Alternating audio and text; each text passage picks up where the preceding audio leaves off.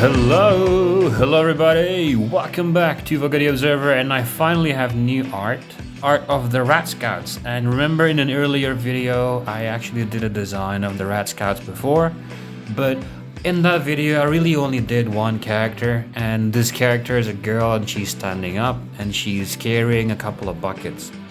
You remember that? And that actually quite illustrates what the Rat Scouts would look like, but it's still just one character, you know. And I just think more designs would be necessary to make it seem like they are an actual people and not just one character, you know, like not just one Rat Scout. I want it to look like an actual tribe or an actual culture that exists somewhere in my world.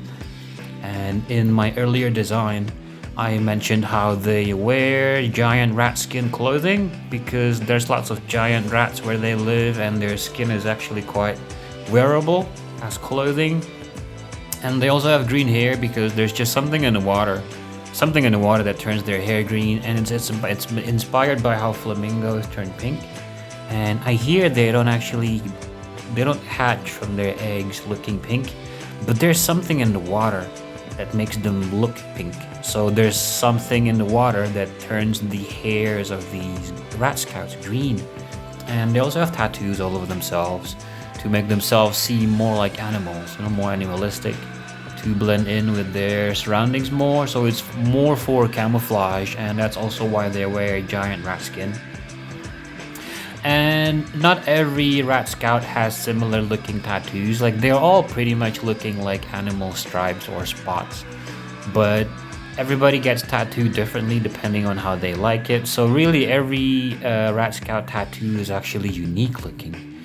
And this right here, it's a design that I'll be exploring on a different aspect of their lives more, which is a shot of 3 Rat Scouts.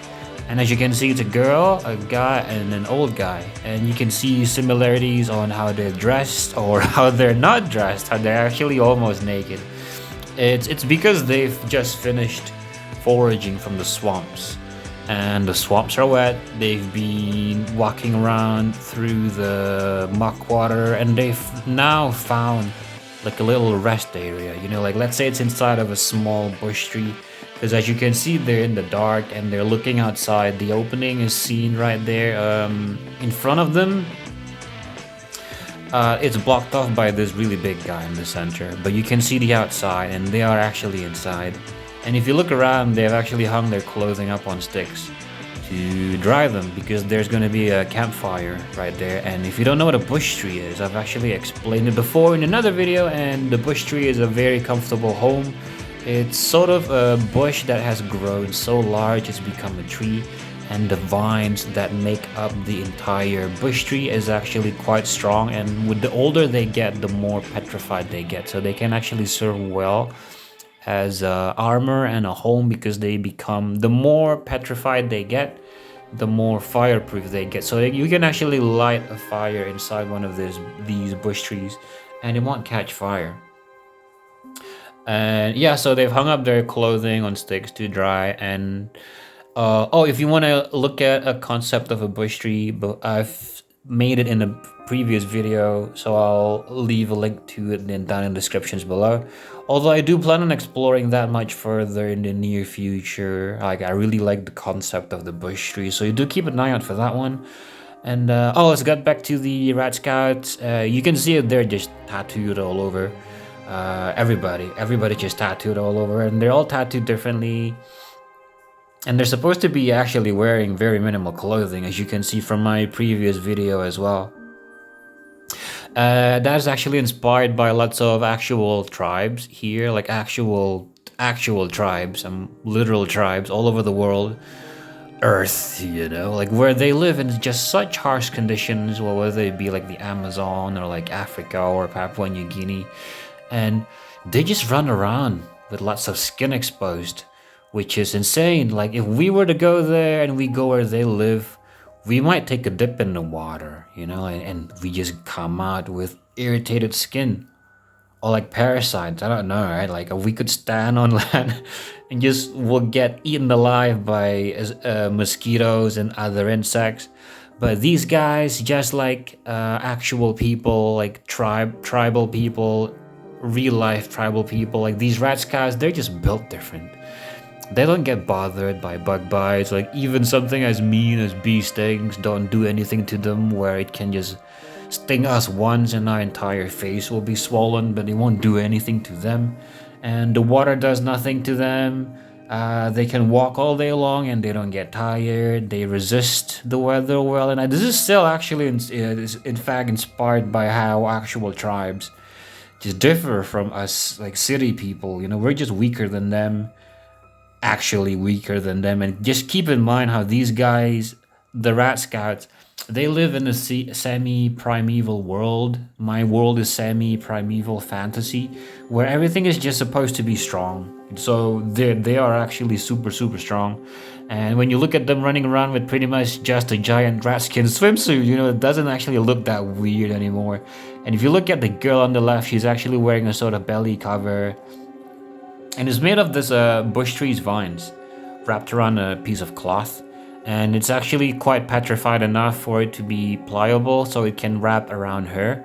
And it's not covering her entirely, so it's not that good against super like small stabs. But it's great for preventing being slashed by a claw or possibly a sword from somebody. And the old guy, if you look at the old guy on the right, there's something on his forearm, on his left forearm, there's actually something similar, and that's actually the same bush tree vine type of thing that he has wrapped around him. And it's actually good for defending against stabs, that one, because it's wrapped more tightly around him instead of like leaving larger openings like the one the girl is wearing. And this giant guy in the center, oh, he's a big bodybuilder. Yeah, he looks so big, he's huge. And this guy is just pretty much wearing nothing because all of his clothing got wet and he's leaving it out to dry, and he's drying himself in front of a fire. And I really did try my best to make this seem like they're an actual people, you know, and a culture that you can witness. Instead of these three characters just standing up doing like regular T-poses, I made them all chill in this one scene where they are just resting, they're coming back home from foraging later when they're dry, you know, like you can see the girl on the left is touching a piece of clothing being hung, and then just to see if it's dry enough yet. And there's also one more piece of clothing on the right hanging there, which happens to be hers because it matches her body size, you know. And over where we cannot see is actually a fire being lit, and they're being lit by the fire. So it's all illuminated from within, and outside looks cold, but inside looks warm, so it's cozy looking. Everybody's just chilling, talking to each other, and they're resting, they're drying up.